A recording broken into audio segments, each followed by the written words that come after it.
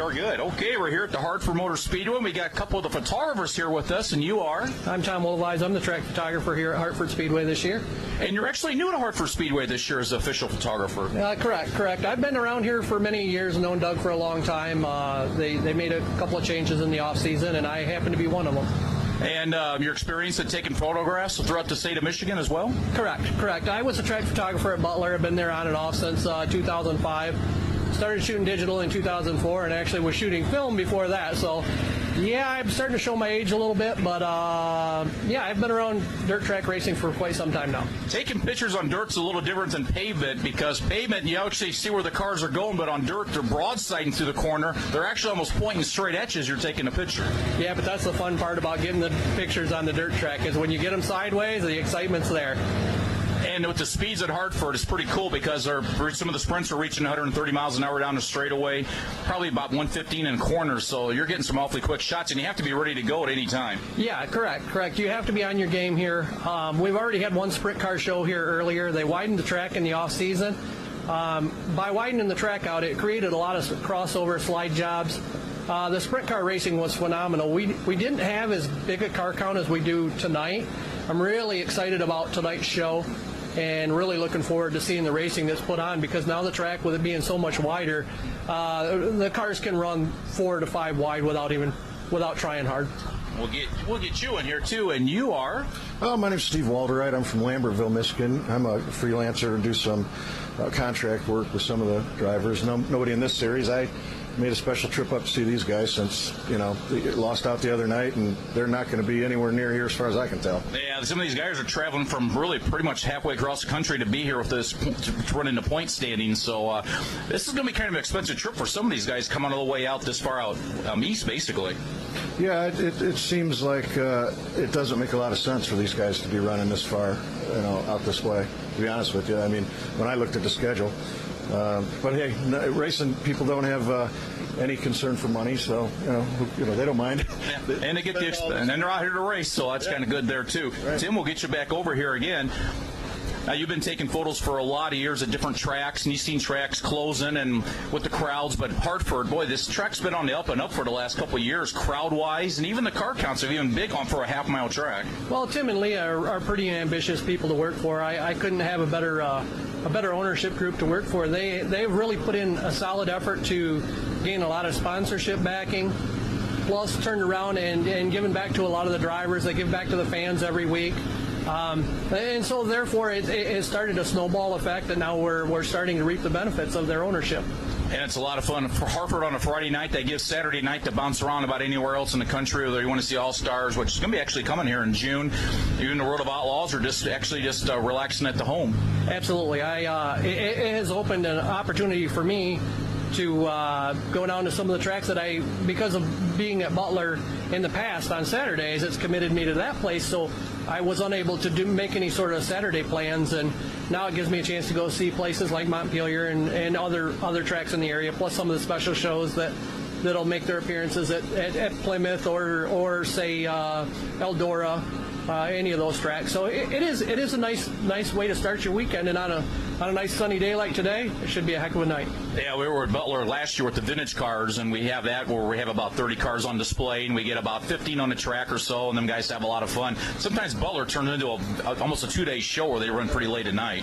Yeah, Butler can get pretty exciting, but it's one of those tracks that it's just a part of you. Once you go there, you have to experience a Butler race, and it's like no other, and it's great in its own right. The people are really close people.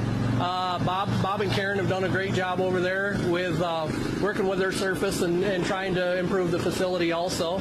And I've got some great friends and fans still over there at Butler that they're just super people. So I'm going to try and make it down there in a couple weeks here, and I look forward to going and seeing everybody down there also. The unique track at Butler where it's just out in the boonies, and when you're first going there, they told me 3 miles this way, and you keep going and you keep going, and there can't be a racetrack out this way. Whereas Hartford's almost in town here. You got Butler's really, really far out. Absolutely. You get off the highway and you start driving, and you continue driving, and you continue driving. You drive into the weeds through a cornfield, and you pop out the other side, and there's Butler. And Hartford, you jump off the highway, we're right here, and 9 times out of 10, by the time I get done tonight, if we were a Saturday track, I could probably still catch all the features at Butler. Hey, like when we go to Butler, we kind of watch the gas gauge because you try to stretch it a little bit, and gas is a little bit cheaper in cold water, and you keep thinking, okay, how many more miles do we have to go till we get to the gas station? So you always have that fear of even running out of gas, and I'm sure some guys have probably done that getting to Butler. Absolutely. The one thing you don't want to do when you go to Butler is worry about what you're going to do when you get done with the races, because about the only thing open is the breakfast joints. All right, well, we're glad you made it out here, and Thanks, sir. Tim, and yourself as well, and should be a pretty good show tonight with Hartford. They had 26 sprints on hand, so on the big half mile, probably all of them will start the feature, we hope, and should be a good race. Yeah, absolutely. I really look forward to tonight. I told everybody that I knew that if we had 18 cars, I would consider it a successful night. We're well over that, so I'm really, really excited about tonight's program. And we appreciate what you're doing, too, with the photos. I know I take photos, and sometimes it's never much appreciated for all that you do, and you got to be here one of the first ones here, one of the last ones to leave, and you got to be running back and forth a lot trying to get photos, and sometimes these drivers, sometimes you might get the last photo of them actually being alive. Absolutely.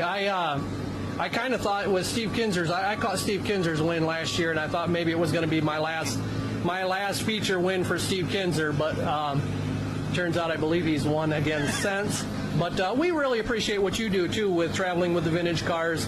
I know at Butler we've had the old-timer shows with a lot of the vintage cars out on display, and it really is a neat thing for those people that haven't done it to go back and look at some of the cars of yesteryear and meet with the drivers and hear some of the stories of days gone by. So we thank you for all you do also. Yeah, we get the old guys together, and it's like the only time they get out of the house for a while, and well, they're just chatterboxes, and some of those guys are 80, 90 years old, and we talked to them about a story back in the 50s or 60s. They remember it like yesterday. You get them away from their wives, and boy, all the lies come out, don't they? Plus the vintage guys. We were at Angola last weekend, had 18 cars on hand. It was a really good weekend for us, and it's amazing. These vintage guys, we'll have them travel 4 or 5 hours by themselves just to come bring their car out, and help unload it. They load it up, go back home, and they just have a great time. They obviously have a very good time with what they do also. Have either one of you been to the vintage show at Indianapolis? They've had 2 of them so far.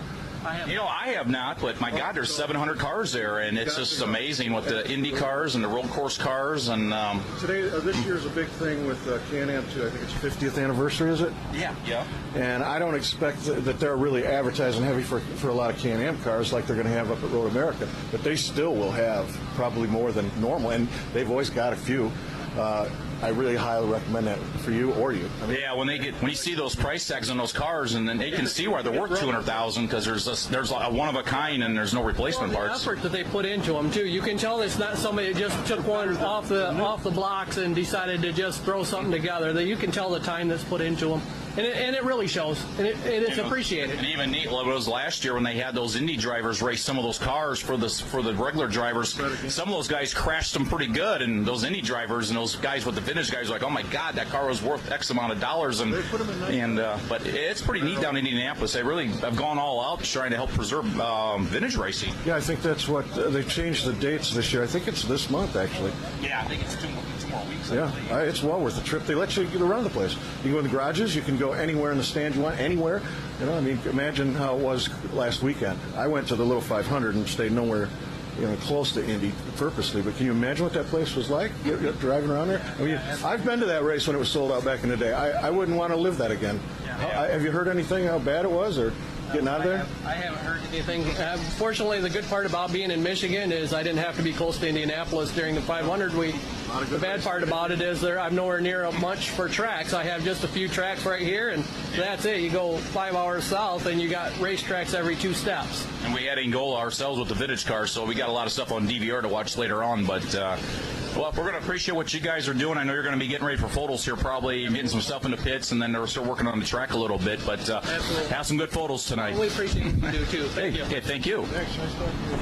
Hey, what time?